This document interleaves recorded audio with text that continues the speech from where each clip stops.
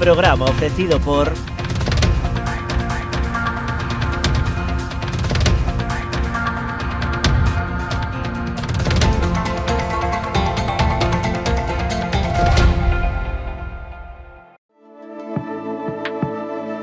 Potencie el éxito de su negocio con nuestra asesoría especializada en empresas, correduría de seguros y servicios jurídicos. Optimizamos estrategias e impulsamos crecimiento con soluciones efectivas. Visítenos en Caldas de Reis, Pontevedra o Vilagarcía de Arousa. Grupo J. Rey Asesores, su mejor elección. Más información en la web jrey.es. A exploración e o traballo no viñedo levounos a elaborar viños con personalidades emocionais moi marcadas. Pionero é un claro exemplo no que nos vemos reflectidos, un viño viaxeiro, valente e intrépido que cada ano segue traspasando fronteiras. Enerxía e paixón, emocións que nos acompañan dende o primeiro día da nosa aventura. Pionero, Albariño 100%, de Viña Almirante. Si que desde esa chamada as súas almas vanse derrumbar. O reto non só está en acompañarte a ti, senón a esa parte túa que queda con eles aquí.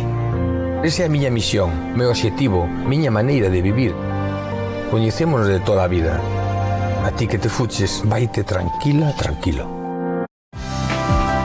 Queremos ser a túa empresa de transporte terrestre, marítimo ou aéreo, para envío de paquetería, paletería, largos, grupaxes ou carga completa. A fiabilidade e o trato directo co cliente son as nosas señas de identidade. Levamos 40 anos achegando solucións de almacenaxe, logística e transporte porta a porta, con disponibilidade 24 horas ao día, 365 días ao ano.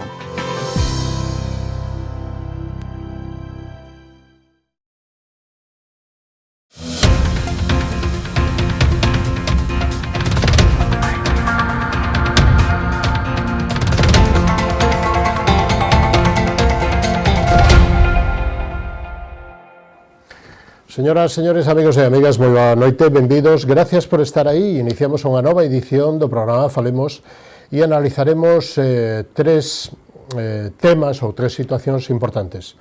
Unhas son as dos venezolanos que veñen emigrados a Galicia e principalmente a Pontevedra co presidente da Asociación de Venezolanos aquí en Pontevedra, con Manuel Osorio, para contarnos a situación que teñen aquí, como nos portamos con eles, que necesidades teñen e cales son un pouco a situación que están vivindo nestes intres.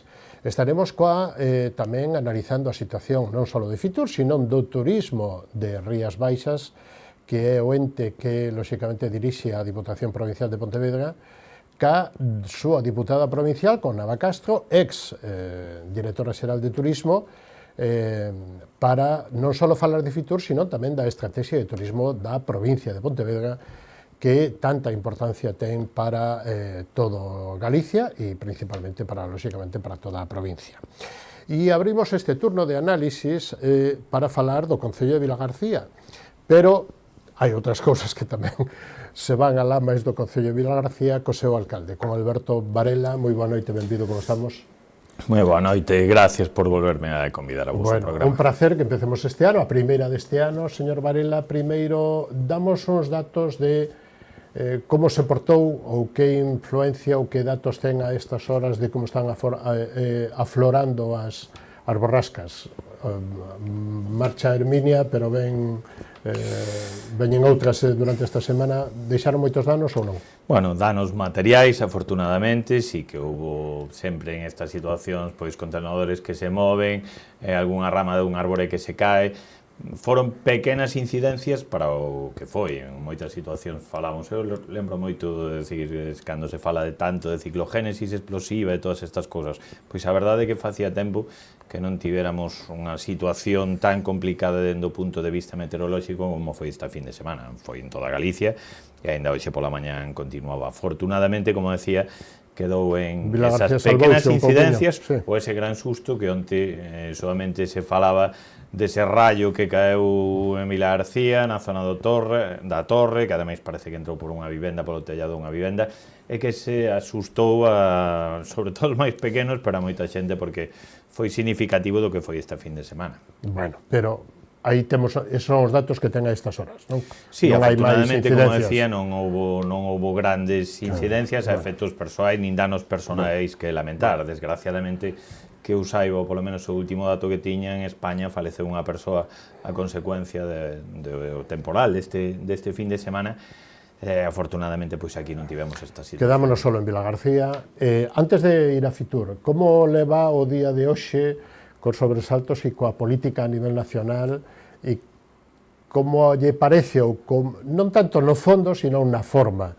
Vostede que xa leva 10 anos de alcalde. Bueno, pois eu estes días, dende logo, con preocupación. Primeiro, como un cidadán máis.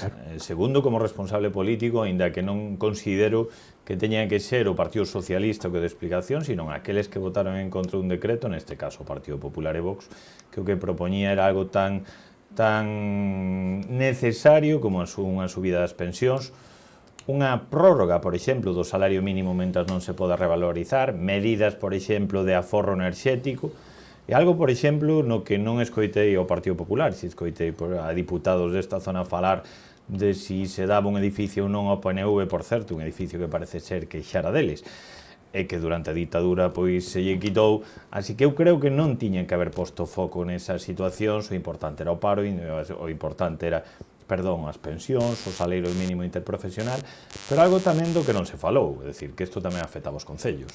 É dicir, a decaída ou que caíse este decreto supoñía que non se aprobaba a participación nos ingresos do Estado que temos que recibir os concellos e a liquidación, esa actualización.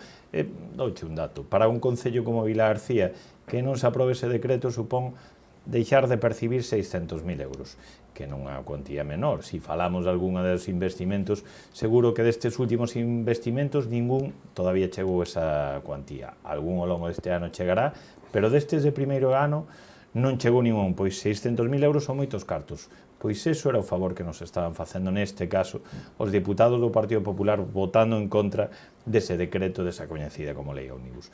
De todas formas, bueno, pois hoxe escoitando o presidente do goberno, escoitando que parece que é unha vía para que vaya a prosperar e hai entendemento, pois desde logo hoxe vai haber moitas persoas maiores e moitos xóvenes alegrando de que se solucionara unha situación. Que é o que ten que facer un goberno minoría, buscar acordos no Parlamento, chegar a entendementos para mellorar a vida das persoas. Os que voten en contra disso terán que explicar as súas razóns, pero con algunhas un pouco máis consistentes que un suposto edificio cedido ao PNV. Lle parece que hoxe o goberno dou marcha atrás ou marcha adiante?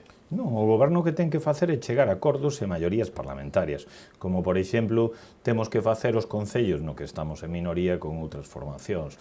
Ti te presentas ás eleccións con un programa determinado, o sí, ten que haber liñas vermellas e unha liña vermella, polo menos para o Partido Socialista, ten que ser tratar de mellorar a vida da xente. Eso que se facía coa subida das pensións ou coa subida que se está facendo o salario mínimo interprofesional. En función deso, nas negociacións, todos temos que facer cesións nos concellos, nas comunidades autónomas que non teñen unha maioría absoluta, por suposto, e no goberno do Estado. Pero, repito, non parece que non ten moito sentido pois estar tumbando un decreto e despois estar propoñendo aprobalos mediante decreto leis o mesmo texto e deixando moitas cousas de lado, porque non escoitei, como decía o Partido Popular, estar preocupado polos cartos que estamos deixando de recibir o Concello de Vila García e o conxunto de concellos do Estado, que en global creo que aproximadamente estaba sobre os 1.200 millóns de euros, que para os concellos que estamos en unha situación financiera moi apretada, pois é unha cuantía, a verdade, moi importante para moitas necesidades que temos. Imos máis a Vila García, ainda que paramos en Madrid, seguimos en Madrid.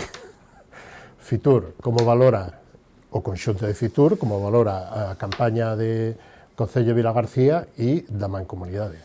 Nos o tiñemos cala. Primeiro, a ver, xa vou empezar polo último, a Mancomunidade do Salnés, é certo, pois que é unha zona na que non é de agora, xa ven de fai tempo, pero somos a zona máis turística de toda Galicia, esos datos o refrendan, e a Mancomunidade do Salnés trata de facer ese traballo que sai mellor sempre cando estamos máis unidos todos os concellos, pero dende logo hai que recoñecer que se ha feito un gran traballo todos estes anos dende o punto de vista turístico por parte da Mancomunidade. Eso en global. A nivel particular, sabemos que Fitur é un mercado complicado no que é difícil destacar, por eso nos a Vilagarcía neste caso, pois se lle ocurriu facer unha iniciativa diferente que nos destacara sobre os demais. Por eso foi esa campaña que en lugar de utilizar o recinto de Fitur, pois nos fomos ao metro, puxemos ali ese lema de a 3 horas e un café, e foron moitas as persoas, moitos alcaldes, porque a maioría das relacións en Fitur son con alcaldes e alcaldesas de toda Galicia, pois nos comentaron, oye, acabamos de ver a Vilagarcía na estación de metro e tal. Ese impacto, pois son miles e miles de persoas, porque ademais estaban varias estacións, pero principalmente na que ten saída Fitur, na de Campo das Nacións, son moitas as persoas que se quedan co nome de Vilagarcía e que, pois, o que sexa un pouco máis curioso, vai a saber que Vilagarcía está a 3 horas e un café. Porque para esta zona, para o Salnés, sendo a zona máis turística, como decía, de toda Galicia, é moi importante a nosa estación de tren. Estos días, ademais, tiñamos o dato de que somos a 6ª estación de toda Galicia con máis pasaxeiros, con 1.100.000 pasaxeiros. Eso é moi importante dende varios aspectos. Dende o aspecto turístico, sobre todo, nos dá unha competitividade moi importante que a 3 horas de Madrid podías estar en Vilagarcía, en todo o Salnés. E tamén, dende logo, efectos do día a día para as persoas que vayan a traballar a Madrid, pois é algo que se conseguiu no ano 2015, que ademais se van incrementando as frecuencias tamén. Esta mesma semana sabíamos que co Hablo vamos a ter un enlace, máis directo con Madrid. Eso nos dá unha ventaxa, como decía, moi importante. Nada, beba un pouquiño. Sí, nos gustaría que toda a información que poida darnos a nivel das frecuencias non as existentes, sino incluso desta do Hablo, que, bueno, promete, non? Porque, ademais, tendría un horario, eu creo que a información que aparecía era que saldría sobre as 6 da mañán e estaría sobre as 9:10 en Madrid, non? Sí, os rigores de inverno na garganta vou notando. Sí, como decía, se ha aumentado 3 frecuencias diarias e 4 máis con transbordo, e o que permite se Hablo, con esa frecuencia que ten das 6:30 da mañán, e que queda moi cómodo para ir no propio día e volver a traballar. É algo que fai pouco non tiñemos, dependíamos do avión, e agora co tren pois podemos facer eses traballos no día. Bueno, eu, como decía, os rigores de inverno a min de vez en cando me pasan esas pequenas afonías. E, home, para este traballo, para poder explicar a unha cidade, pois é moi conveniente. Importante. Pero son de Madrid, os virus son de Madrid, collounos en Madrid, non? Non son galegos. Eu sempre digo, cando estou na capital, sempre que me pregunta, estou moito mellor aquí, se vive moitísimo mellor aquí, nesta zona, que Madrid, con moita diferencia.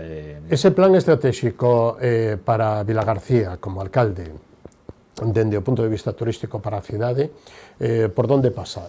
Non só polo tren, non só pola estación de ferrocarril, as melloras na estación, pasa tamén por a nova fachada marítima e todos os proxectos que hai en torno a eso, o novo e o único albergue que se vai a poñer en funcionamento ao largo deste ano.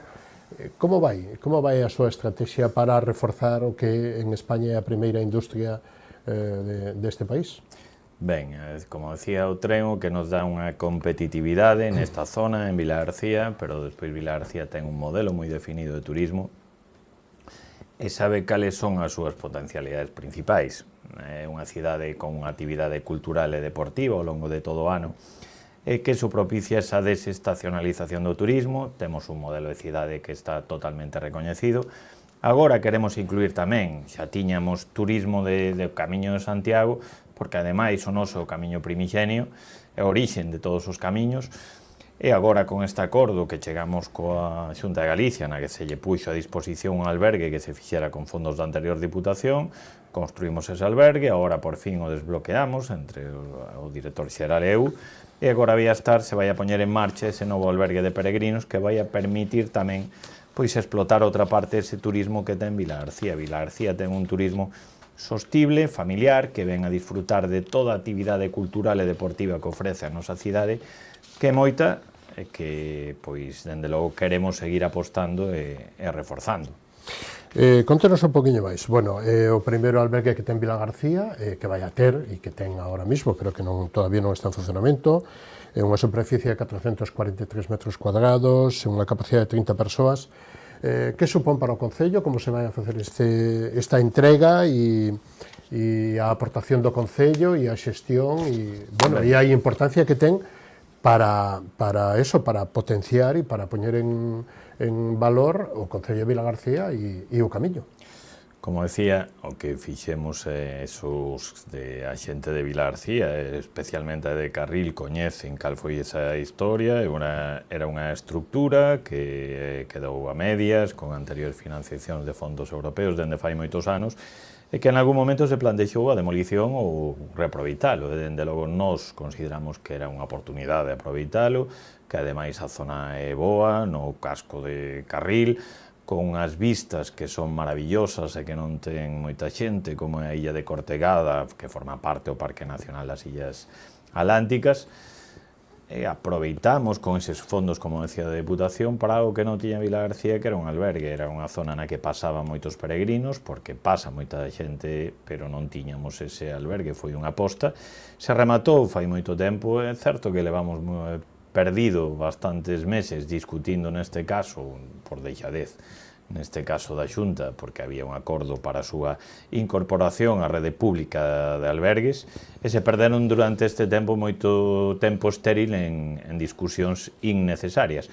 A realidade é que ao final o albergue se recepciona, é certo que xa yo dixen tamén, que agradecía ao director xeral porque foi fácil desbloquealo con el, nos sentamos nunha mesa e quedou desbloqueado, unha visita aos técnicos, e agora nesta mesma semana anunciamos que ao longo deste mes de febreiro se vai a firmar ese convenio coa Xunta de Galicia, despois dependrá deles tanto a xestión, o mobiliario, como a xestión do mesmo, pero é unha oportunidade para a nosa cidade, sendo unha cidade que cada vez van aumentando máis os turistas e, como decía antes, vai aumentando ao longo de todo o ano. Reorganización nos 10 anos, desde o ano 2015 que vostede é alcalde de Vilagarcía, así un pouquiño a de máis peso, con a persona de máis peso, pode ser esta que toca no día dentro de 2 días, non? O día 30, que tomará posesión o concelleiro José María González, concelleiro de Obras e Rural, en sustitución de Lino Mouriño. Me gustaría que fixera a valoración dos dous cousas, non? Das dous lados, tanto a de Lino Mouriño, que o acompañou desde o inicio, se non me equivoco, non? Ben, é dicir, o primeiro é, pois, creo que é fácil ver que fomos un goberno moi estable, con a continuidade de todos os concelleiros. Creo que os meus concelleiros van a ser os concelleiros con responsabilidades que máis tempo estén ou dos que máis tempo levan na historia da nosa cidade. Eso é gracias ao bo traballo que realizaron e que seguen realizando. Con respecto a Lino Mouriño, non podo máis. Calquer veciño ou veciña de Vilagarcía sabe que foi un concelleiro accesible, cercano, traballador, que sempre estivo disposto a sacrificar o seu tempo polos veciños e veciñas de Vilagarcía, e xa yo dixen a última vez bastante máis emocionado cando despedín. Para mí foi unha honra que me acompañara todos estes anos no meu equipo, pero entendo tamén a situación de agotamento persoal que pode provocar pois estar en esta primeira liña política en unha concellería con tanta responsabilidade como tiña Lino, e a veces o corpo pide parar e as situacións de cada un persoais piden parar. Eso que me pediu, e por riba do todo, da parte do concelleiro, antes de todo, para min é un amigo, así que aos amigos hai que deixarlles que fagan o que queran e que descansen cando necesitan. Eu teño moi claro que a continuidade con José María está garantida, porque temos a sorte tamén de que foi un concelleiro que estivo na anterior etapa, que xa sei como traballa, que tamén é unha persoa moi cercana, moi coñecida por moitísima xente, e que vai intentar facer tan ben como o fixo Lino. Estou convencido que vai a conseguir. Sobre todo, ademais, porque se está facendo unha aposta na que vamos a facer entre todo o equipo de goberno que teña moi fácil defender ese traballo, porque eu levo dicindo dende fai moito tempo que durante todos estes anos se fixeron moitos máis investimentos no rural que no propio centro da cidade. nestes últimos anos se fixeron máis de 34 actuacións moi importantes e se leva investido cerca casi de 2 millóns, 1.800.000 euros solamente en actuacións no rural, e agora está en marcha un novo plan de asfaltado de camiños de 400.000 euros. Eso vai a ser a responsabilidade da gestión de José María, pero, como decía, vamos a poñer moi fácil. E entramos en obras, entramos en Rúa Conde Vallellano, bueno, e ademais o PP para axudarlle solicita melloras nas instalacións deportivas. Non sei cal é o plan de obras e de melloras nesto, e tamén nas rúas, non sei se Conde Vallellano, acceso ao Piñeiriño, bueno, nas que teña ahora mismo en fase de aquí a Obrán, máis ou menos. Ben, hai actuacións importantes que os están realizando, os acaban de rematar, como ese Venceslao Fernández Flores, que son casi 200.000 euros, que o acceso a un barrio tan populoso como Piñeiriño, de anchar e mellora de beirarrúas, ou instalación de beirarrúas. Se rematou fai pouco o acceso a Trabanca Sardiñeira. Se está rematando a Rúa Meixeiras, que é o acceso a algo tan concurrido tamén como o Instituto, as beirarrúas do Instituto, que era unha obra moi demandada. E agora vai haber pois obras tan importantes como citabas fai un momentiño, como esa rúa de momento Conde Vallellano, e que vai a ser pois culminar esa humanización de unha parte tan importante da nosa cidade como é tamén a nosa parte máis central do casco urbano, que comenzou pola nosa parte con esa culminación de Praza de Galicia, despois foi Praza de Independencia, Arzobispo Lago, e agora será con Conde Vallellano, con esa política de humanización de continuar traballando para mellorar a vida das persoas, para que o espacio público, os protagonistas sexan os peatóns, e tamén para seguir mellorando os nosos servizos, pero non me quero esquecer tamén pois que se vai a facer agora, por exemplo, tamén un investimento importante de 100 metros que van a ser uns 120.000 euros solamente en saneamento en pluviais en Rosalía de Castro, que, por certo, unha vía de titularidade autonómica. Eu espero que algunha vez se acorden de mellorar as estradas da nosa cidade, como pode ser Rosalía de Castro, Agustín Romero ou a Avenida de Cambados. E a Bouza de Baixo en Vilaxoán, que ten aí, hai un tramo aí que ten aí unha serie de problemas de fochancas ou de non, é dicir, hai un problema, non é un problema de fochán, si un problema de fochán que é bastante máis sinxelo. O importante en estes investimentos son que o saneamento é necesario facer, e nós estamos facendo un esforzo inversor agora durante os próximos anos en mellorar toda a rede de abastecemento da nosa cidade. Eso que provoca, pois, nestes casos, cando a auga vai minando, pois, os baixos dos espacios das estradas ou das beirarrúas, pois, dende logo, son eses afundimentos.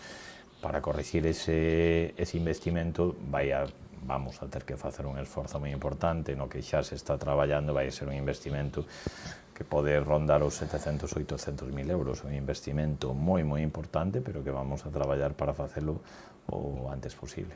Como están aí digamos que os acordos ou as negociacións coa Diputación para que asuma parte desas obras e de esos importes a través dos seus plans de axuda? Os plans, é dicir, as deputacións cambiaron, e teño que decir que a política neste caso, pois, que está seguindo a Deputación agora, heredada, é un parte da decisión da anterior Diputación de Carmela, a que está aplicando neste caso o presidente actual, Luís de Carmela, que para min foi unha boa decisión, que pois non ter que estar acudindo a subvencións continuamente por parte das deputacións, senón o que nos din cantos cartos nos corresponden a cada un dos concellos, ese o plan concellos, ese plan único, como se chama a outras deputacións, e somos os concellos os que decidimos cales son os investimentos que hai que realizar.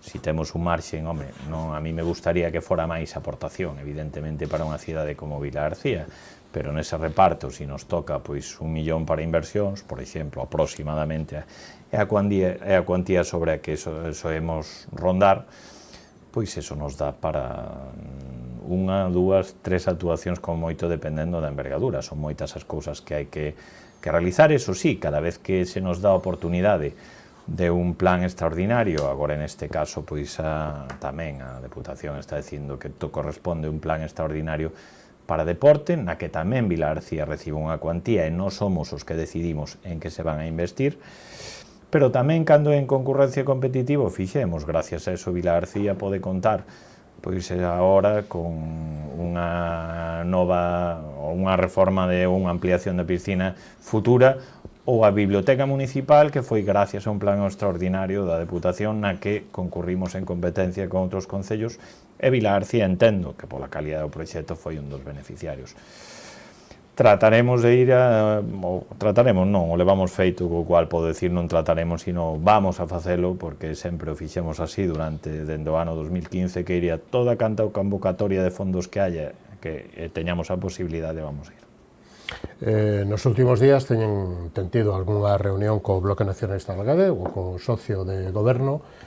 Como están esos acordos, que pode contar e cal é o punto de entendemento con esta forza política? Bueno, o acordo foi un acordo orzamentario na que, a cambio da aprobación do orzamento, pois o Bloque Nacionalista Galego pediunos unha serie de actuacións, unha de obras e outras de outro tipo máis cultural. Bueno, e o que quedamos é que se iba a facer unha evaluación pouco co tempo para ir vendo se se van cumplindo ou non, e iso consiste esas reunións.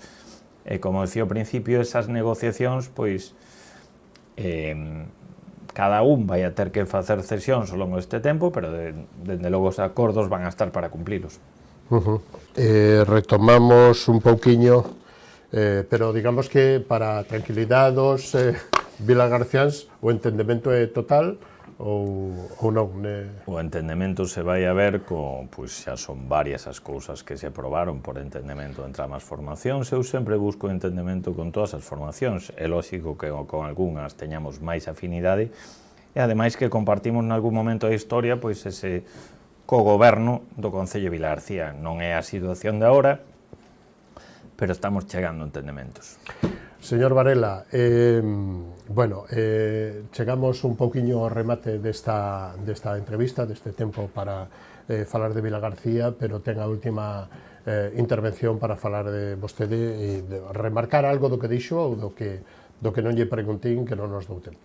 Bueno, si me permite a voz, o que decía que decir é que Vila García, como decía, os datos siguen sendo moi bons, son unha cidade que sigue medrando, temos o mellor dato de poboación, o terceiro este ano 2024 a historia, temos máis empresas, temos menos paro, temos unha estación que sigue crecendo, o sea que Vila García está en expansión e traballaremos para que siga aumentando. Bueno, lle agradecemos moitísimo que haya estado e que digamos que esta afonía ou este problema de garganta solo sexa un tema puntual, que se recupere pronto e a próxima vez que nos vexamos. Feliz ano, feliz xestión, hasta unha vindeira ocasión. Puntual, porque non é a primeira vez que pasa, pero é unha dificultade para poder facer unha entrevista. Bueno, pero todo o mundo entende, porque todo o mundo pasou por aí, Os daqui tamén, os desta casa tamén pasamos por aquí. Foi un placer contar con vostede nesta edición de Falemos, señor Varela. Hasta unha vindeira ocasión, moitas gracias, moi boa noite. Moitas gracias a todos vos. Nos vamos a Policía e da man dos copatricionarios volvemos. Recibimos a Nava Castro, diputada provincial de Turismo. Falaremos de, lógicamente, turismo, Rías Baixas y de Fitur. Hasta ahora mismo.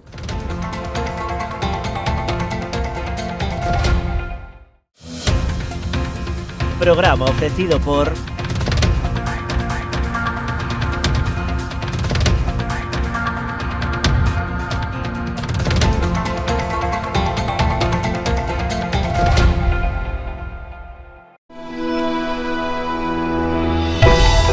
No mundo dos negocios, cada entrega conta.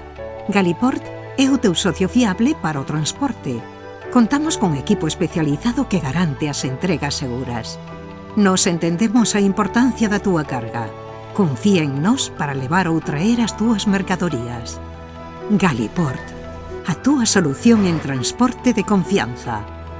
Temos paixón polos nosos clientes.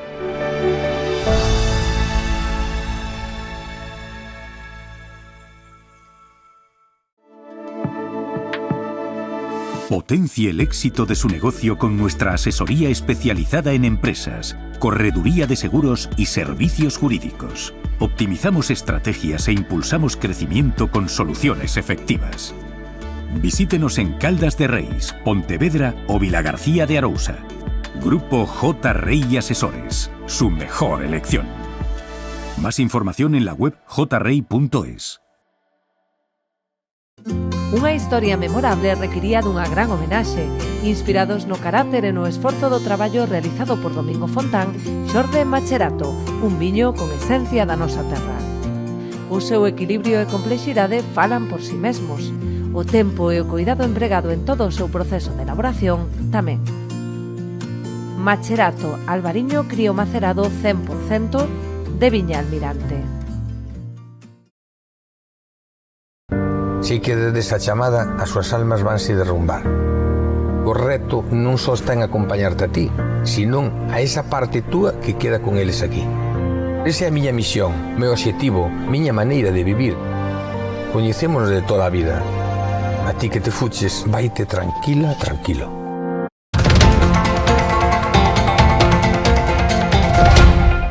De novo con todos ustedes, lle damos a boa noite e a benvida a Nava Castro como diputada provincial de Turismo. Moi boa noite, benvida, señora Nava, como estamos, señora Castro? Hola, boa noite, pois bueno, en realidade moi ben. Bueno, facía tempo, estábamos recordando aquí que facía tempo que non viña por esta santa casa. Efectivamente, a última vez que estiven foi en Noalla, que fora aí a entrevista, o programa. Xa, no verán e estas cousas, pero digo, físicamente, sí, físicamente porque aquí ademais xa este había... programa tamén estuvo dormindo unhas cuantas temporadas polo tema da pandemia e todas esas cousas que vamos a deixar aí atrás. Antes de empezar el turismo, me gustaría cómo ve esta política y este cambio político desde a Moncloa de onte a noite a hoxe a mediodía, como está vivindo isto, si isto é un cambio para adiante ou un cambio para atrás do goberno. Bueno, como xa nos ten acostumado pois o señor Sánchez, non? Son cambios simplemente de opinión. Entón, pois aí queda todo, porque onte decían en todas as televisións, ou así abríanse, no? Todas as portadas dos telediarios, telexornais, periódicos, dicindo que o decreto tiña que ir tal como estaba, e hoxe pois xa houbo unha rectificación, e lóxicamente todos os telediarios, telexornais, pois tamén abrían recollendo de onte que decía que non había maneira de facelo de outra maneira, e hoxe rectificaron. A culpa é da oposición sempre? Bueno, a culpa, dende logo, que da oposición nunca é, dende o momento que a oposición non está gobernando. Os que están gobernando son os que teñen as maiores responsabilidades, son eles que teñen que chegar a acordos. Os sindicatos van a convocar unha folga. Sí, contra os que están na oposición. Contra a oposición, ¿no? Increíble. Nunca na vida isto é... bueno, pois, o mellor, Almodóvar, se ven por aquí, pode facer unha película destas boas. Bueno, nos poñemos en tema xa de temario e de competencias. Fitur, como lle pareceu a feira? Que balance fai da feira? E logo vimos vindo á provincia e analizando a situación de turismo Rías Baixas. Bueno, pois en realidade este Fitur eu creía que xa vivira todos os Fitur, os mellores imposibles, non? Este Fitur para mí foi, dende logo, que o mellor Fitur dos que vivín ata o momento. Con moitísima ilusión, a xente nos stands, no propio stand de Galicia, pois había moitísima dinamismo, moitísima movimento, moitísima actividade, sobre todo pois esa ilusión, no, que se desprende, pero despois se nos achegábamos de paso que fomos a visitar distintas empresas galegas de Pontevedra, daqui das Rías Baixas, non?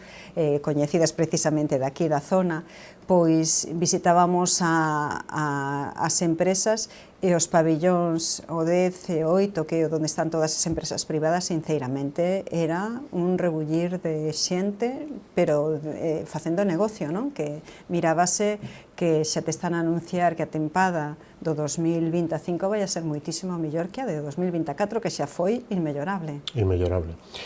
Antes de entrar a analizar os datos do 24, que foron récord para Galicia e entendo que para a provincia de Pontevedra,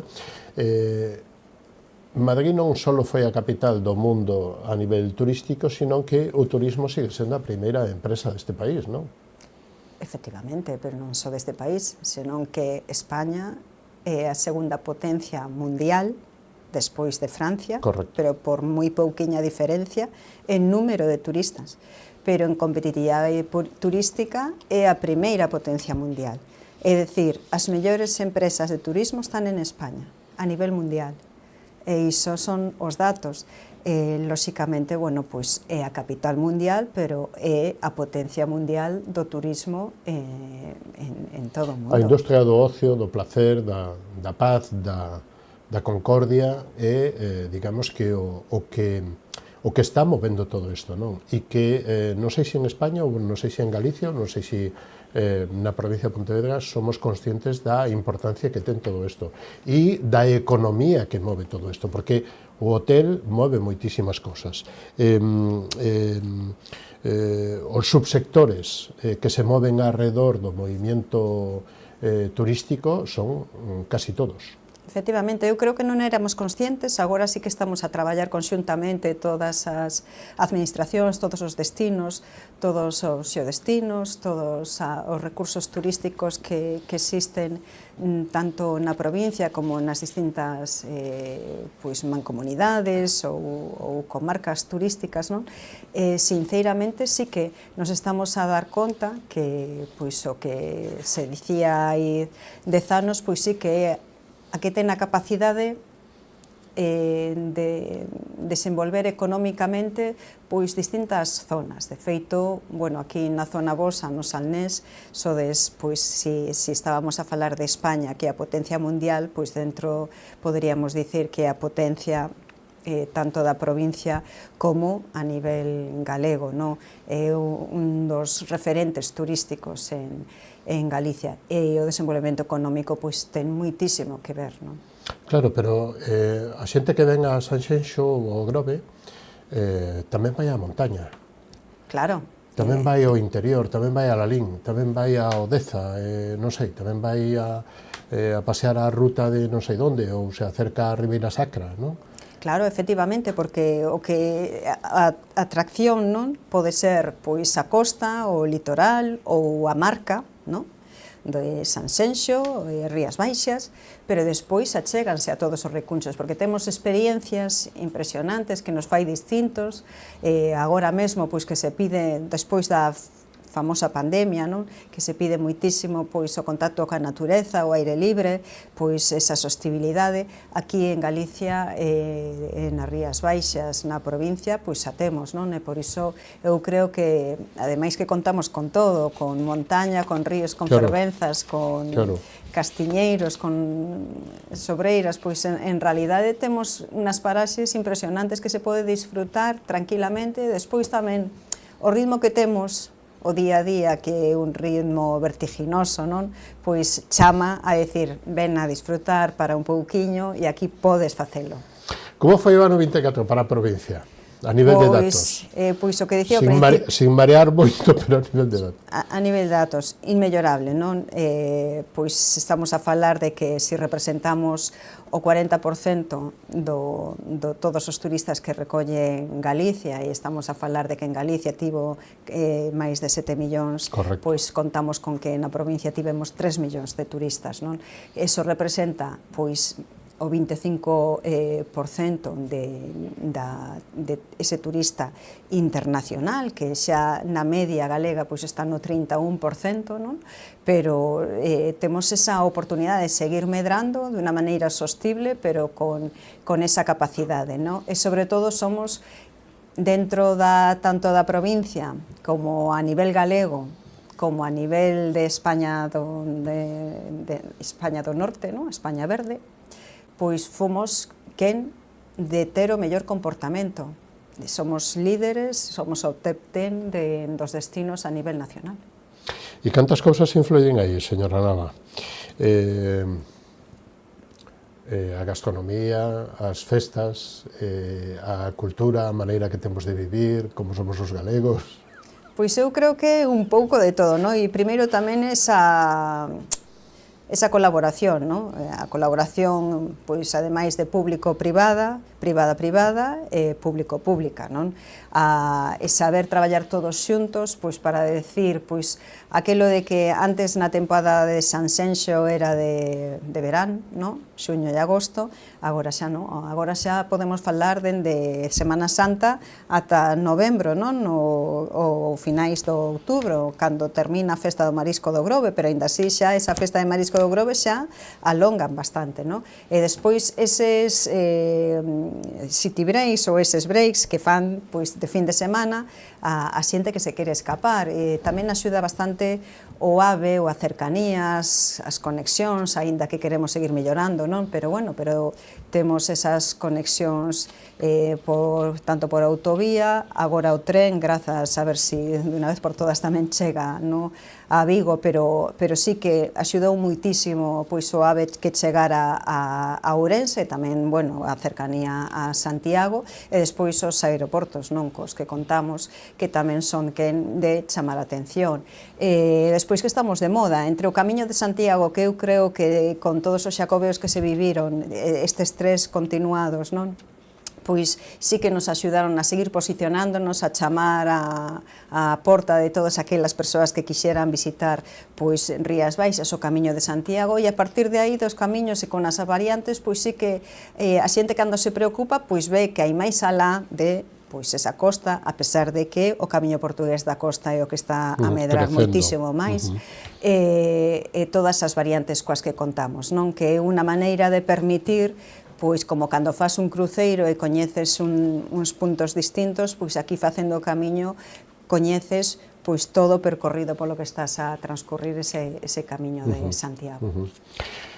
Campaña de turismo presentada, campaña de promoción turística da Diputación de Pontevedra para este ano 25 foi presentada en xullo, me parece, do ano pasado, cando volves. A estrategia é apostar polos recursos dos 61 concellos? Sí, e de feito eu creo que foi a campaña máis rupturista da historia de Rías Baixas, porque a pesar de chamarlle Rías Baixas o destino, non aparece ninguna ría, non aparece ninguna batea, non aparece nada de mar, non aparece nada de praia, non aparece ninguna illa, e o que aparece exclusivamente todo o que ten que ver co interior, coas fervenzas, coa auga de interior. É un guiño de dicir hai máis alá da costa, que xa coñece moitísima xente, no? E de feito os datos turísticos, pois, así o avalan, que hai máis alá para poder seguir disfrutando do acompañamento da gastronomía con o interior e disfrutar tamén da praia, por suposto.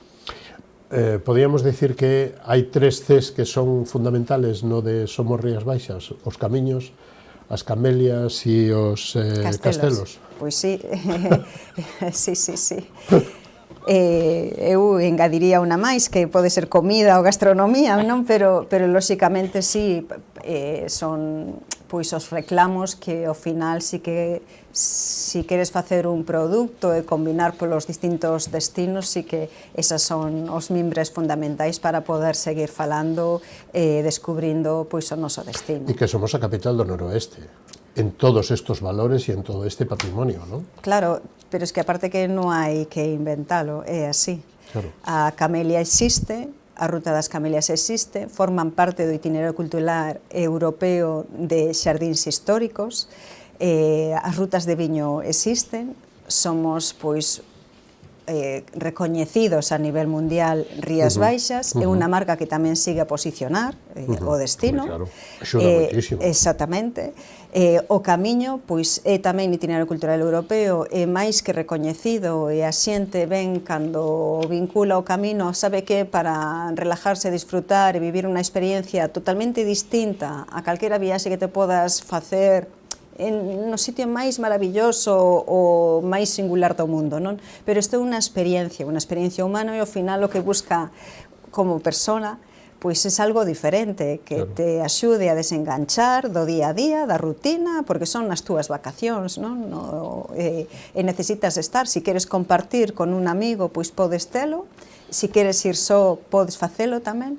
Eu creo que, pois, sí que un dos ganchos que temos que seguir tamén mimando, non? Claro. E nos sabemos poñer freno para, pois, esa, bueno, aínda que aquí non a estamos a sufrir, non? Pero esa saturación, ou posible saturación, pois, sinceramente, a xente que quere facer o camiño só, sabe onde, cando, con quen. Pero que pode pasar a noite nos albergues ou pode pasar aos nos mellores hotéis de Galicia, non? Efectivamente, es que temos os recursos para o perfil que se necesite, que quera, e que decidas. As opcións son todas, en bicicleta, andando, a cabalo, no que sea, non? Efectivamente, a pé. Bueno, decía o presidente na presentación da campaña que somos o destino líder de Galicia, a provincia de Pontevedra. Acaba de remarcalo vostede, un de cada 3 dos que visitan Galicia visita a provincia de Pontevedra. Por riba, e estaríamos por riba de Cantabria, de País Vasco e de Asturias, non? Sí, de sí, que sí. a cornisa verde agora, ou o verde axúdeme a España Verde. A España Verde, vale. Sí. Green Spain, esa marca, España Verde. Seguimos liderando isto e as expectativas son inmellorables, non? Inmellorables. De feito, bueno, pois, non sei se pode falar de marcas ou non, non? Pero Sí, de usted casas, pode falar de aquí Quenqueira. en Fitur estaba Cene Travel, Interrías, T-Travel, e o que nos estaban a trasladar era iso, que se xa foi bo o 24, o 25, pois aquí vai a ser tamén moi bo, porque demandan, gustamos, é o que nos están a buscar, non? E tendo en conta que en 2 anos o 27 xa coveo. Xa coveo. Esperemos aí, se volvemos ao inicio da entrevista, a ver como se comporta o goberno, porque parece ser que non o queren levar, como porque teñen que declarar como evento de excepcional interés. Espero que o pensen, porque é algo que, pois, gusta e que involucra a todas as administracións, non entende de colores, esperemos que sexan, pois, que teñan sentido común. Os obxectivos son aumentar a captación de turismo internacional, aumentar a desestacionalización. Isto é fácil de decilo. Sí, e como? Pois, precisamente, se presentamos a estrategia Turismo 61, por que? Porque, bueno, pois, había algúns concellos que non se sentían identificados con exclusivamente Rías Baixas, non? Por iso guiño tamén o turismo de interior, porque máis alá das rías, pois, está o resto dos municipios que, aínda non tendo rías, pois sí que ten turismo, e que é un complemento perfecto, pois, para todos eses 61 concellos. Como o facemos a desestacionalizar? Bueno, pois temos os recursos, no turismo podese disfrutar os 365 días do ano. De feito, aquí, pois, se chove, aínda que esteamos en verán, aquí na vosa zona, no Salnés, tedes moitísimas adegas que permiten as visitas. Pois é simplemente seguir traballando cara a iso. Pero tamén queremos profundizar no turismo de congresos, e ter, bueno, pois esperemos que en algún máis pronto que tarde sexamos quen de poder constituir o Convention Bureau a nivel provincial, non? Turismo de congresos especializado para seguir captando, pois, eses viaxes de incentivo, de corporativo, e congresos para celebrar aquí nas Rías Baixas. E, por suposto, o turismo deportivo, porque está a demostrar que todas as competicións con carácter deportivo, e xa se ve, pois, na provincia, non? Na capital de provincia, en Pontevedra, e despois non só en Pontevedra, sino que está a facer o presidente da Deputación de Pontevedra, precisamente, pois, deslocalizar estes eventos non son nas grandes capitais, sino, pois, como fixo, pois, en Lalín, en grandes competicións, na Guarda, en Porriño, ou a Vuelta Ciclista a España, que pasa por distintos concellos, e, por suposto, tamén o Gran Camiño, non?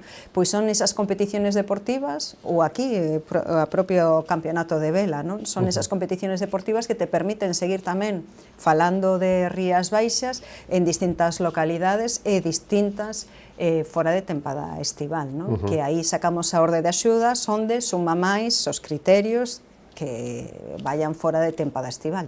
E a nivel musical o mesmo, non? Bueno, e a nivel musical xa, eu creo que xa somos a marca, non? Rías Baixas Fest, esa xa é a marca, pero eu creo que turismo de festivais tamén xa está máis consolidado. E o gastronómico. A gastronomía non teño dato galego, pero sí que a gastronomía española aporta o 27% do PIB en toda o entramado dos subsectores que supón tamén. Temos o Cocido de Lalín, que tamén foi presentado aí, que xa empeza estes días, logo veñen o Entroido, a Semana Santa, quero dicir, que aporta a gastronomía galega ao turismo? Eu creo que aporta todo. A gastronomía é fundamental. É a segunda motivación, non? Exactamente, pero es que xa non só a gastronomía, senón tamén a delicadeza co que traballan os nosos profesionais a gastronomía e o que nos fan distintos. Aquí contamos con estrellas Michelin, con Soles Resol, pero tamén con esa gastronomía tradicional, a cociña tradicional, que a xente tamén ven a buscar, non? De maneira diferente. Ese pulpo a feira pois gustalle a todo o mundo, ou o noso marisco, pois sí que é fundamental. E as festas, a que nos axudan a recordar tes esta cita, todos os días, todos os meses do ano, sempre temos unha cita gastronómica importante, da que non se pode faltar. Se presentaba pois en Fitur a festa da empanada de Silleda, xa declarada festa de interese turístico nacional. Está pendente a festa do marisco do Grove, escalar de nacional a internacional. Xa contamos con a internacionalidade da festa do cocido de Lalín, da festa do viño, non? De Cambados. Bueno, pero o que move, por exemplo, solo propoñer un caso, o que move todo o cocido de Lalín, a economía que move en toda a comarca do Deza. Moitísimo, e aí eu fun testigo de como foi evolucionando, claro. E sinceramente de como xa a xente ven pois a probar o cocido de Lalín en calquera día do ano. Por suposto tamén xa hai inversións e investimentos gracias ao cocido de Lalín. Claro. O comentaba o alcalde tamén na presentación da festa do cocido de Lalín, non? Que cando recibiu o galardón de festa de interese turístico internacional, pois Utopia decidiu ese gran, exactamente, de investir e vai a ter un gran camping, claro, impresionante en Lalín, ou seja que unha cousa vai chamando a outra, e ese desenvolvemento económico pois é gracias ao turismo. Seguimos na comarca, Silleda, do 5 ao 8 de xuño, Turespo é unha cita importante dentro das citas turísticas de Galicia, non? E co norte de Portugal principalmente. Efectivamente, é unha cita importante porque non só para os galegos e as galegas que vayan hasta ali, que visiten, senón que hai negocio. E o negocio é cando se senta pois uns tour operadores con distintos clientes. Son agendas que se fan entre xente a nivel nacional ou internacional que chegan aquí e van a estar con todos os empresarios galegos e galegas para facer esa combinación perfecta e a partir de aí falar de negocio. Esa é onde está a importancia. O resto, lóxicamente, pois sempre a estética, ver que tal está todo montado, pois é significativo, non? Pero o importante é o que está detrás, o negocio que se monta pois entre eses tour operadores e que son eles ao final o que están a vender pois o destino. Unha dos, non sei se tan coñecida, pero unha dos camiños ou das variantes dos camiños sería a Vía Mariana, non?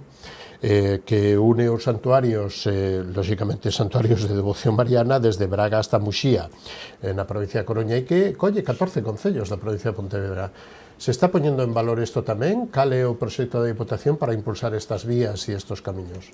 Bueno, pois o proxecto da Diputación foi nada máis chegar, pois con a nova Diputación, nos xuntamos os alcaldes e alcaldesas deses concellos, pois para decir que contasen con nós para o apoio.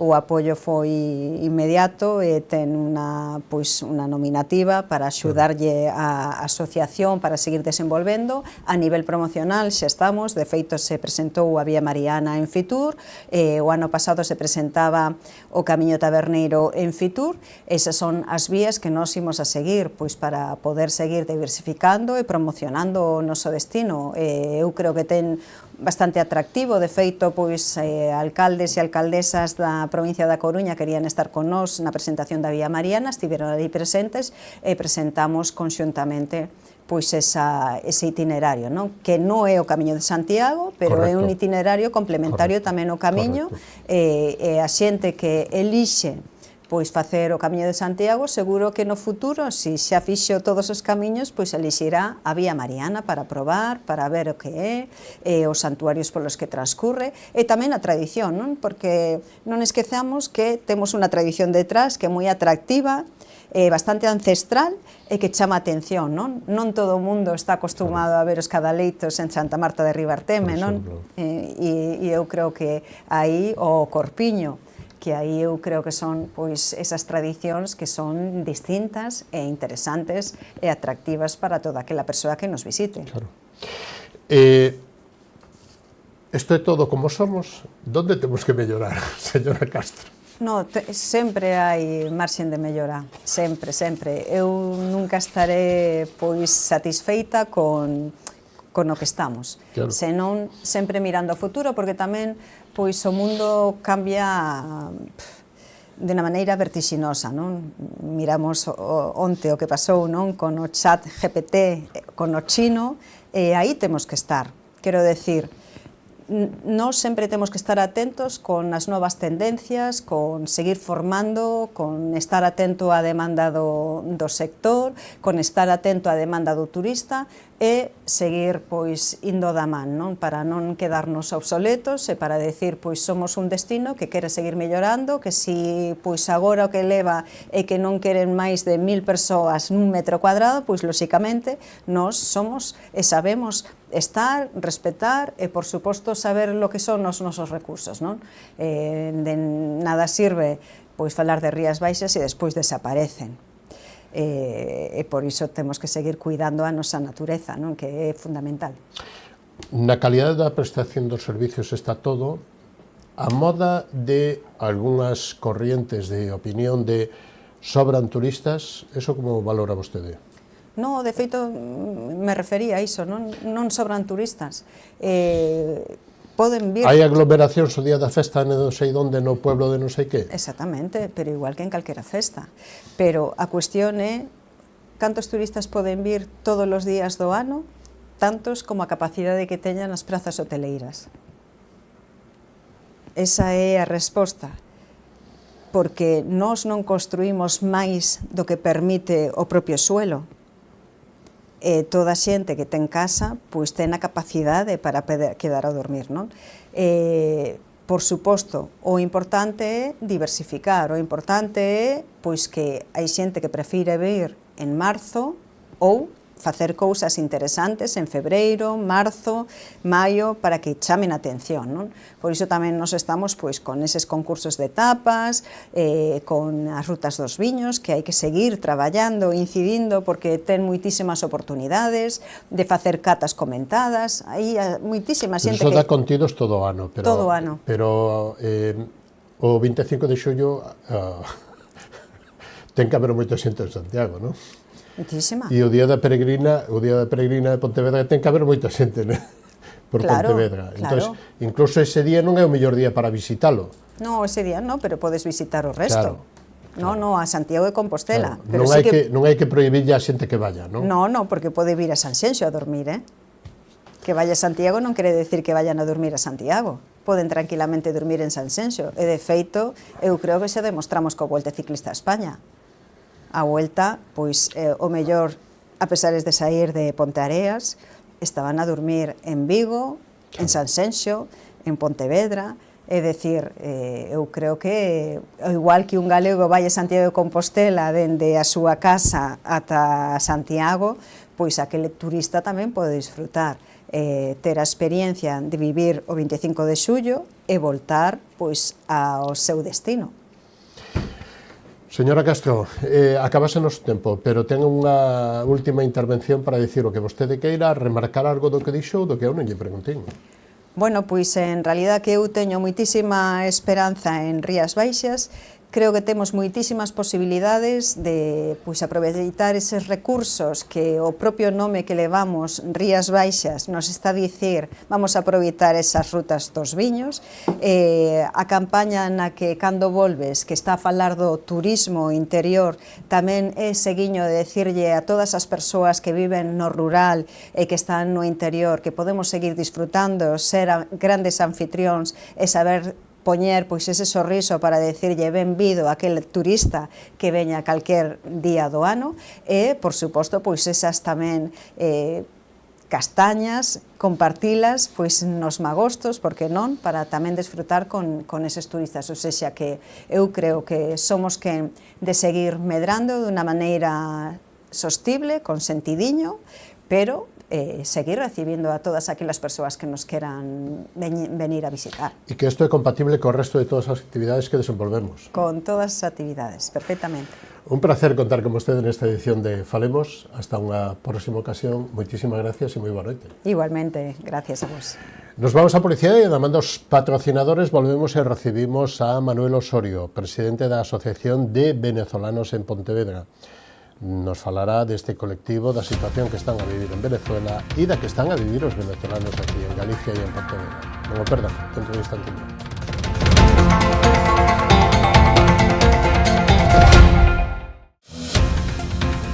Programa ofrecido por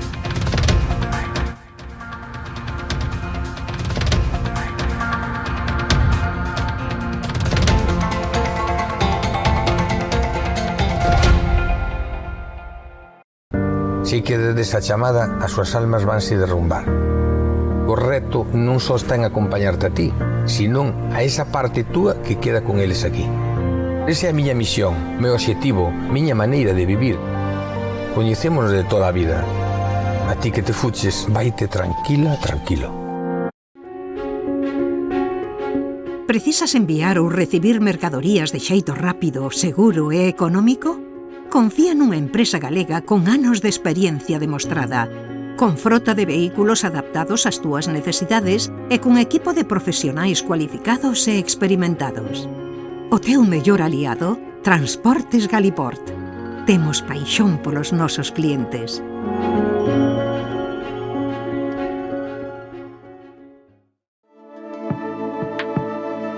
Potencie el éxito de su negocio con nuestra asesoría especializada en empresas, correduría de seguros y servicios jurídicos. Optimizamos estrategias e impulsamos crecimiento con soluciones efectivas. Visítenos en Caldas de Reis, Pontevedra o Vilagarcía de Arousa. Grupo J. Rey Asesores, su mejor elección. Más información en la web jrey.es. A exploración e o traballo no viñedo levounos a elaborar viños con personalidades emocionais moi marcadas.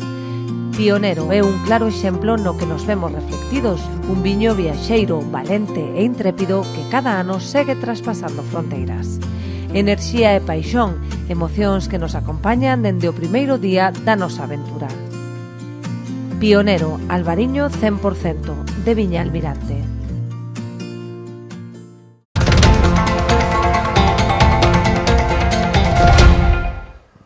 Pois xa estamos de novo con todos vostedes e damos a boa noite e a benvida a don Manuel Osorio, presidente da Asociación de Venezolanos en Pontevedra. Moi boa noite, benvido, como estamos?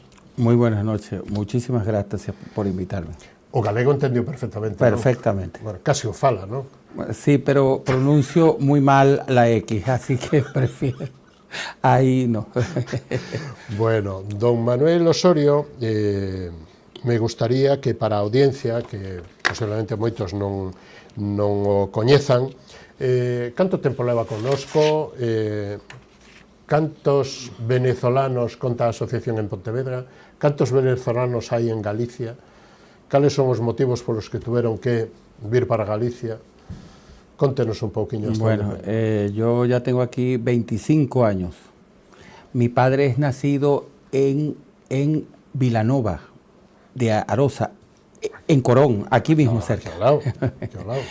Y bueno, soy de esos venezolanos, hijos de padres gallegos que hemos vuelto. Yo volví hace 25 años y bueno, en ese momento no veníamos realmente por la motivos dictadura. que hay ahora. Sí, pero bueno, lamentablemente... Empezaba, porque ahí chega, no ano 2000 chega Chávez, ¿no? Sí, pero bueno, todo este movimiento a donde ocurre este cambio es a raíz, quizás podemos decir, del 2010 empezaría realmente todo lo duro. más fuerte, sí. Lo duro. Muestra hasta que es tan duro que estamos hablando que en la última década, ¿ok?, los últimos 10 años, Sí. Han salido 8 millones de venezolanos. La mayor diáspora conocida en Latinoamérica por un fenómeno en donde, bueno, constantemente se están violando los derechos humanos de todos los venezolanos y que ha influenciado a algunos de los países a cuenta de los petrodólares que existían en aquel momento.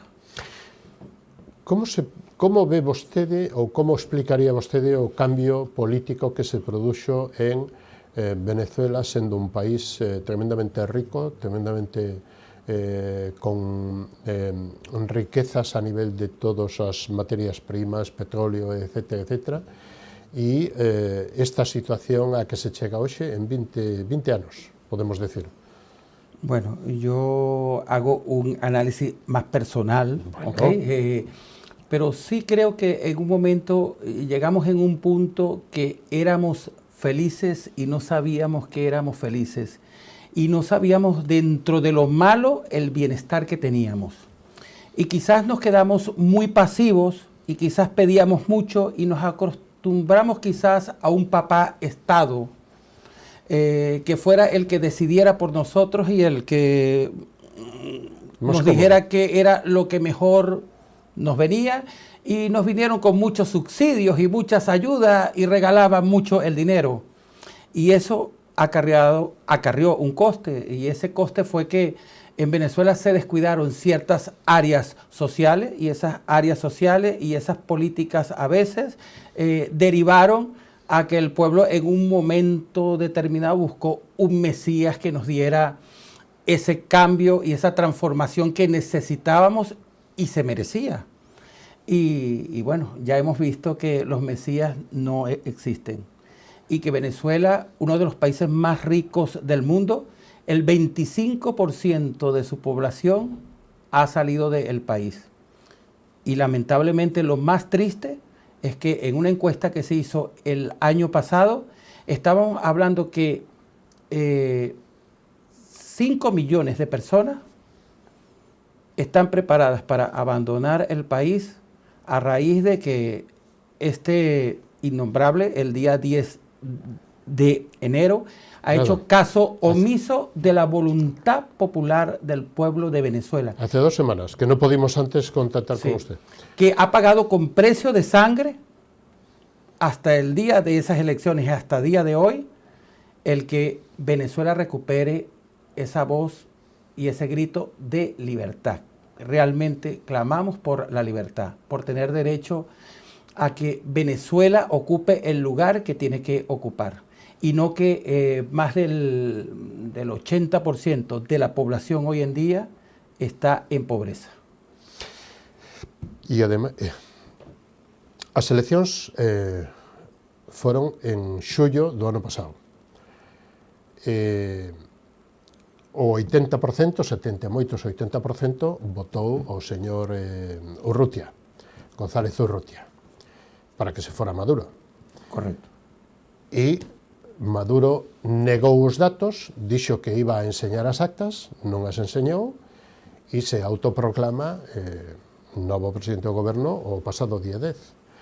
A situación, digamos que de transitoriedade polo mundo do señor Urrutia para buscar apoios e todo isto polo mundo, por Europa, por España e pola Unión Europea, e o reconocimiento como ganador das eleccións, bueno, non sei como viven vostedes desde o sufrimiento directo.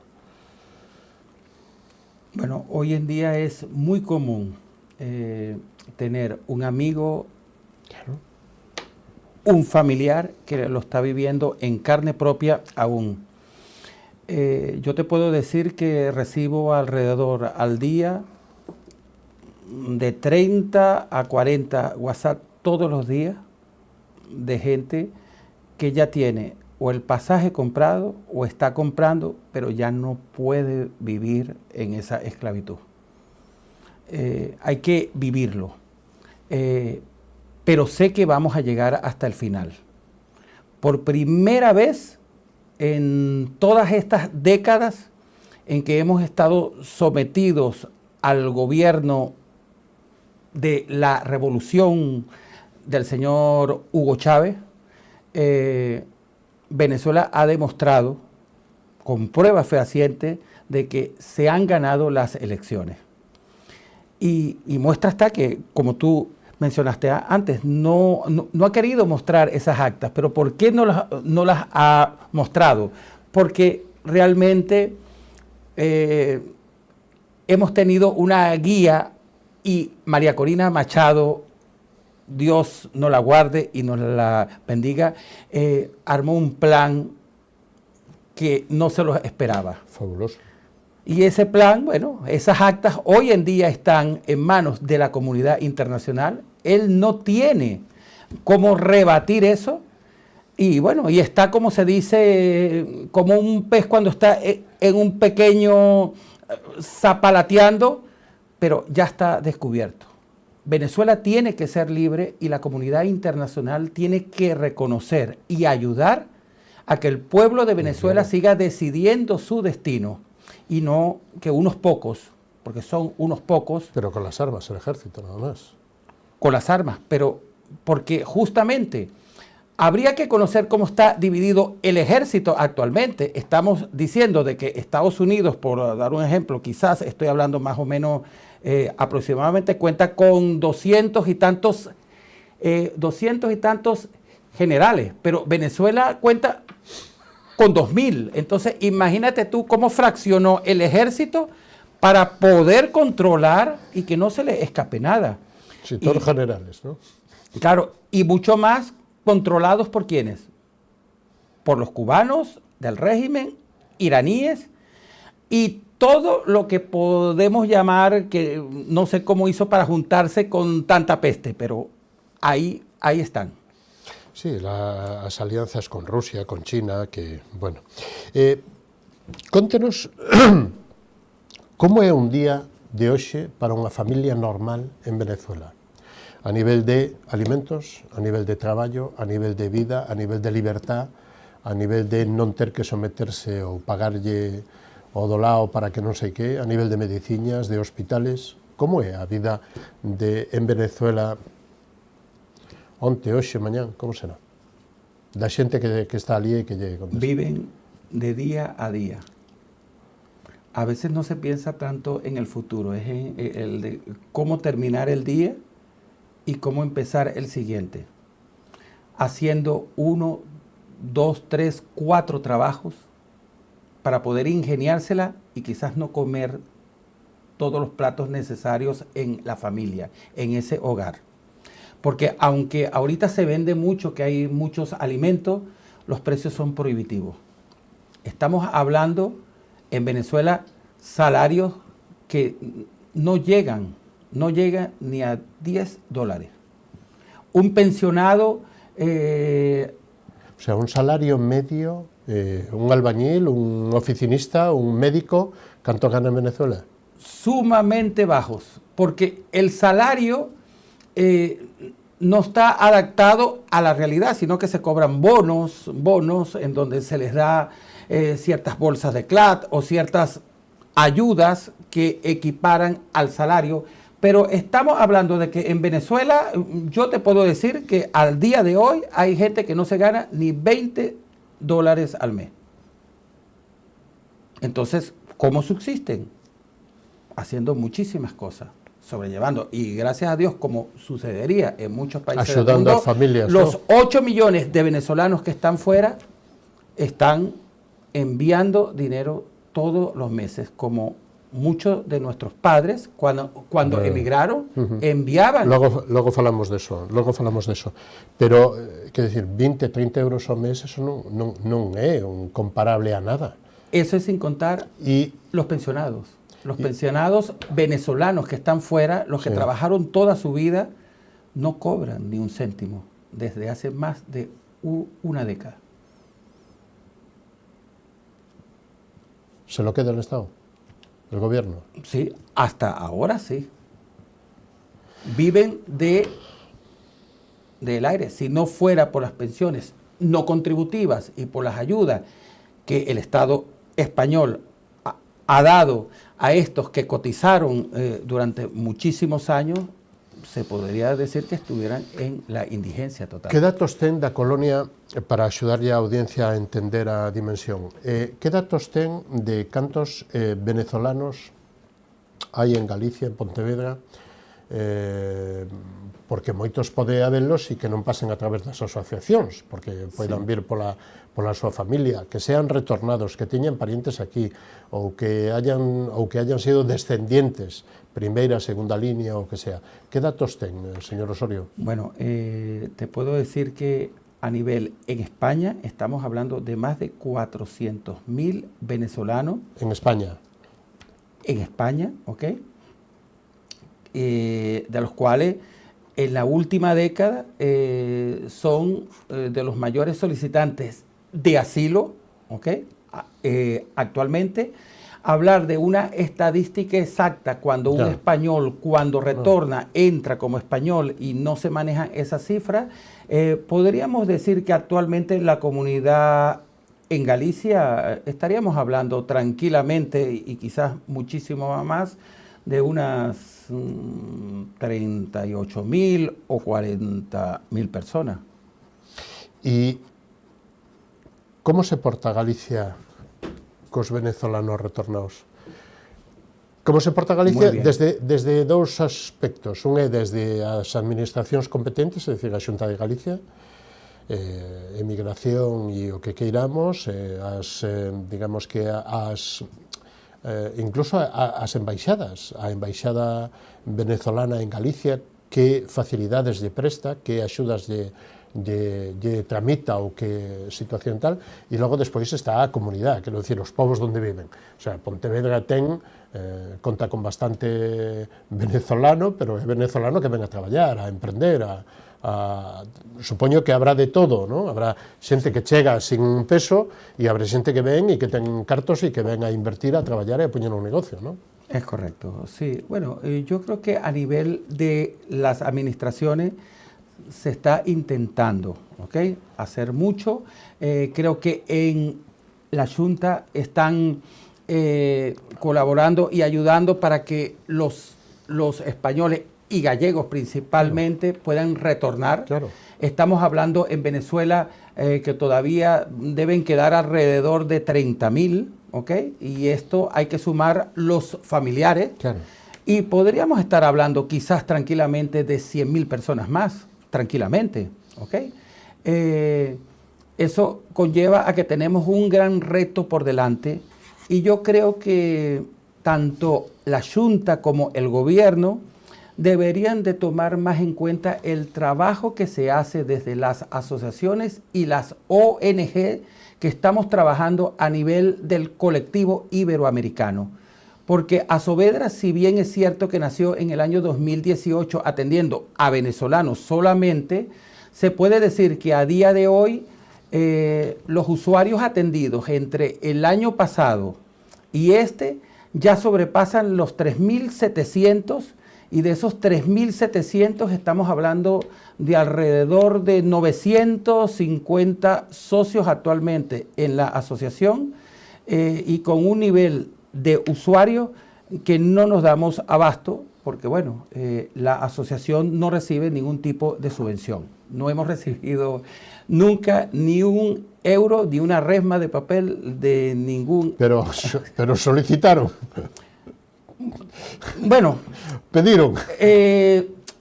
Hemos sido descuidados. Sí contamos con una subvención a nivel de una federación, pero esos recursos no han llegado hasta nosotros. Entonces, por consiguiente, sí creo que se debería ver también el trabajo social que realizan las demás asociaciones, ¿ok? No solamente las nuestras, sino las españolas que estamos trabajando conjuntamente y que estamos creando un trabajo en red, y creo que tenemos mucho que decir. Y desde hace unos meses para acá estamos proponiendo tener una gran reunión para intercambiar y quizás materializar en resultados el trabajo que estamos realizando, ya que muchas veces estamos duplicando el trabajo en alguna asociación y estamos buscando la forma de cómo trabajar en conjunto para responder a nuestro colectivo iberoamericano, porque también tenemos una problemática, que no solamente nos están llegando de Venezuela, ¿ok? Ya empieza a volver en Colombia, tanto en Perú, Ecuador, Chile, y tenemos que entender algo. El futuro de España y el futuro de Latinoamérica es estar juntos. Y tenemos que trabajar en base... Cos lazos de sangre, xa non solo culturais, sino de sangre que temos. Os consulados, como axudan, entre outras moitas cousas, e as administracións en que veñan licenciados para compatibilizar as licenciaturas, que iso é burocracia, pero calquer outro profesional, como axudan a que digamos que alguén que ten unha profesión en Venezuela sea equiparable á profesión que temos aquí. O sea, para que non haxa un administrativo, un médico, un enfermeiro, porque habrá, supoño, de todas as condicións, non só comerciantes, sino que tamén profesionais do mundo sanitario, etc, etc, etc. Entonces, aí, os consulados, as administracións e España e a propia xunta, como lles axudan a vostedes a que se sean esos credenciales que sean compatibles? Bueno, realmente la Junta no puede hacer mucho en la homologación de los títulos universitarios. Es una competencia Ministerio, Madrid, del Estado, pero sí habría que ver o proponer algún mecanismo para que esto se pueda acelerar, porque estadísticamente creo que llegan en algunos periodos, algunos meses, en donde más de 13.000 puestos de trabajo no se pueden cubrir porque no hay mano de obra cualificada. Y realmente yo te podría decir que mucha de esa mano de obra cualificada sí la hay, pero en el proceso de esa homologación, que muchos está tardando más de 3 años, 3 años y medio, 4, depende a la profesión y en el momento que ellos tengan en saturación, claro, no pueden demostrar que esa parte laboral la está trayendo. No se la firman. Sí, y yo me podría atrever que sí sería necesario, aunque sea de la parte del retornado, quizás se debería de agilizar o dar como una certificación provisional que pueda servir mientras su título le es homologado y reconocido. Me atrevería a proponer que quizás habría que buscar un mecanismo para que esa persona pueda aquí el demostrar que ha ejercido una profesión y que tiene un título que le habilita para ejercer mientras su título queda verificado y totalmente homologado. O Consulado de Venezuela en Vigo de que maneira axuda? Axuda ao goberno ou axuda ao colectivo? Yo tengo que reconocer que el trato cuando yo entro con el lado de ellos es un trato en donde no nos faltamos el respeto, faltara más. Okay. Pero en donde se ayuda al colectivo, bueno, es que también es discutible. ¿Trámite administrativo, burocracia? Los trámites administrativos o cuando vas a hacer algún trámite en el consulado, cuando vas a renovar el pasaporte, una vez que renuevas el pasaporte, que es el más caro del mundo, porque te cuesta 200 y pico de dólares, tienes que pagar para la toma de huellas 120 euros en el consulado para que te tomen las huellas y así después que te llegue el pasaporte. Entonces estamos hablando que un venezolano tiene que desembolsar 300 y pico de euros para obtener el pasaporte. Sería o soldo dun ano ali. Yo creo que mucho más. Y aquí se ten denunciado na prensa española de que para o proceso electoral todas as embaixadas poñen problemas para que todos os que están fora de Venezuela non poidan votar, porque se entende ou entende Maduro que serían contrarios. Sí. Que ese voto sería contrario. Entonces, entendo, todo isto ven a ser un pouquiño o mismo, é dicir, cantos menos pasaportes haxa, cantos máis problemas teñan os que están fora de Venezuela, canto máis mellor lle vai a Maduro. Oye, yo creo que para el régimen le conviene, entre más venezolanos allá afuera, más dólares envían para ayudar a los que queden. Es una forma de ellos obtener un dinero, pero de que ayudan, ¿cómo te puedo decir? ¿Qué podemos llamar ayudar cuando en las inscripciones para tener el derecho a votar se le negó al 90 y tanto por ciento de los venezolanos hasta inscribirse para poder ejercer el derecho al voto? Entonces, como comprenderá, nada que no sea para conveniencia de ellos va a ser dado en contribución, porque aquí somos considerados escuálidos. Señor Osorio, a xente que vive ali, os amigos que viven ali, os familiares que vivan, familiares directos ou familiares de amigos que están aquí, como teñen a sanidade ou como teñen acceso a mediciñas ou a... como está este tema? No día a día. En el día a día es que para los tratamientos, si no fuera por muchos familiares, organizaciones no gubernamentales que trabajan en el área social en Venezuela, las cientos de personas que mueren por falta de tratamiento serían muchísimas, muchísimas más. La falta de medicamento, el poder acceder a ellos es mucho dinero. Nesta situación, desde o pasado día de xaneiro, desde fai 15 días,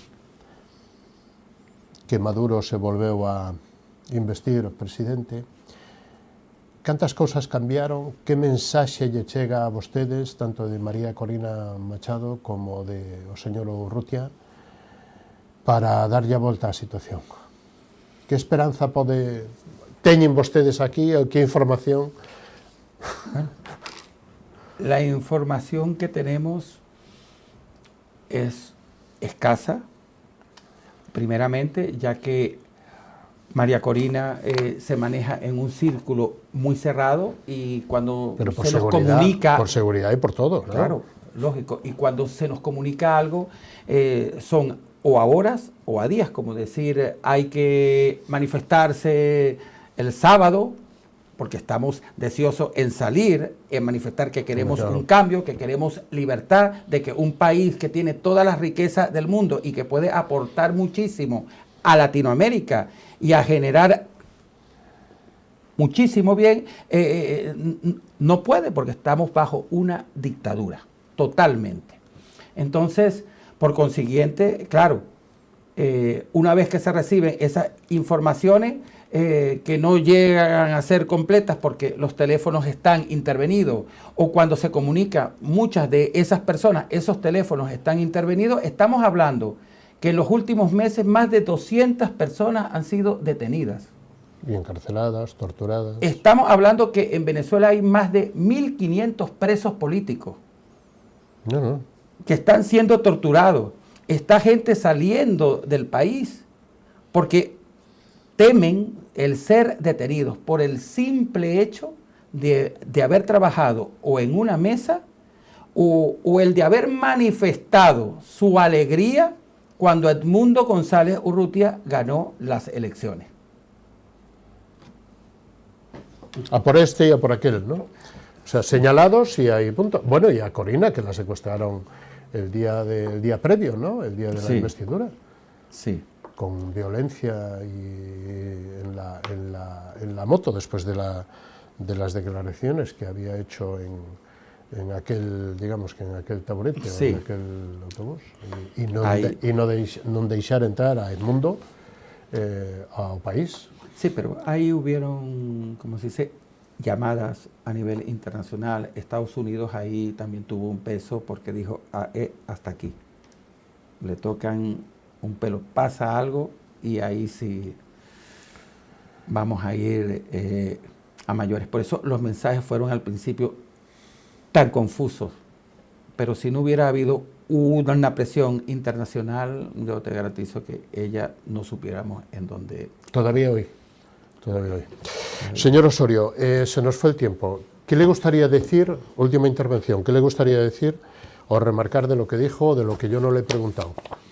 Bueno, lo que me gustaría remarcar es que los venezolanos vienen con las ganas de trabajar, luchar, los retornados, sus hijos, familiares, vienen a aportar, como tú mismo has dicho. Algunos llegan sin nada, pero otros llegan para emprender. Y lo que se necesita quizás es dar un paso adelante, y esto yo se lo elevo al gobierno nacional, en donde se debe dar, en vista de que ya se da un asilo por razones humanitarias, permitir que los venezolanos, por este caso excepcional, puedan trabajar lo más pronto posible, ya que están durante un año esperando un permiso de trabajo, y creo que hay mucha mano de obra y mucha forma de personas que quieren invertir y emprender. Y creo que España lo que necesitamos es que todos vayamos al frente para generar riqueza en este país y seguir adelante, y saber que el estado de bienestar que tenemos hay que defenderlo y no descuidarlo, como en un momento nosotros los venezolanos allá lo descuidamos. Así que sepamos que somos felices y sigamos siendo felices. ¿Cómo valora el papel de Zapatero, Ali? Me confunde muchísimo, muchísimo. Ya está, lo dejamos ahí. Y que amigos do goberno de Podemos hayan estado na toma de posesión celebrando a investidura de Maduro. Bueno, eso sí es una vergüenza. Señor Osorio, un placer, moitísima suerte, hasta unha vindeira ocasión, si podemos servir de algo de vehículo de información, aquí estaremos, bueno, y si le podemos ayudar. Para todos los que nos necesiten, nos pueden seguir en nuestras redes, @asovedra en Instagram, y por mensaje interno les podremos atender, ¿ok? A todo nuestro colectivo. Moitísimas gracias e moitísima suerte. A usted. Nos vamos. Isto foi todo o que nos deu de sí esta edición de Falemos co señor Osorio, presidente da Asociación de Venezolanos en Pontevedra, Asovedra. O poden encontrar en calquera red ou en calquera online, Asovedra, Asociación de Venezolanos en Pontevedra, con Nava Castro, a diputada de Turismo, diputada provincial de Turismo, e tamén co alcalde de Vilagarcía, con Alberto Varela. A semana que ven, máis e mellor se é posible. Moitísimas gracias por estar aí, moi boa noite, saúdos, gracias, adiós.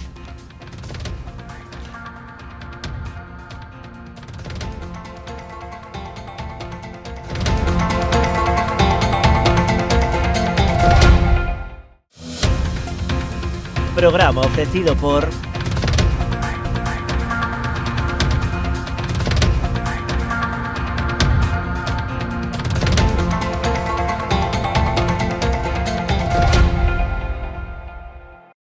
Unha historia memorable requiría dunha gran homenaxe. Inspirados no carácter e no esforzo do traballo realizado por Domingo Fontán, xorde Macherato, un viño con esencia da nosa terra. O seu equilibrio e complexidade falan por si mesmos. O tempo e o cuidado empregado en todo o seu proceso de elaboración tamén. Macherato, albariño crío macerado 100% de Viña Almirante. Si que desde esa chamada as súas almas vanse derrumbar. O reto non só está en acompañarte a ti, senón a esa parte túa que queda con eles aquí. Esa é a miña misión, meu obxectivo, miña maneira de vivir. Coñecémonos de toda a vida. A ti que te fuches, vaite tranquila, tranquilo. Queremos ser a túa empresa de transporte terrestre, marítimo ou aéreo para envío de paquetería, paletería, largos, crupaxes ou carga completa. A fiabilidade e o trato directo co cliente son as nosas señas de identidade. Levamos 40 anos achegando solucións de almacenaxe, logística e transporte porta a porta, con disponibilidade 24 horas ao día, 365 días ao ano.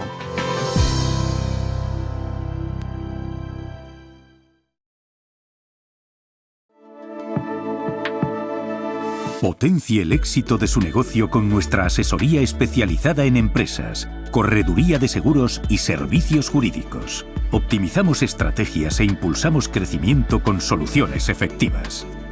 Visítenos en Caldas de Reis, Pontevedra o Vilagarcía de Arousa. Grupo J. Rey Asesores, su mejor elección. Más información en la web jrey.es.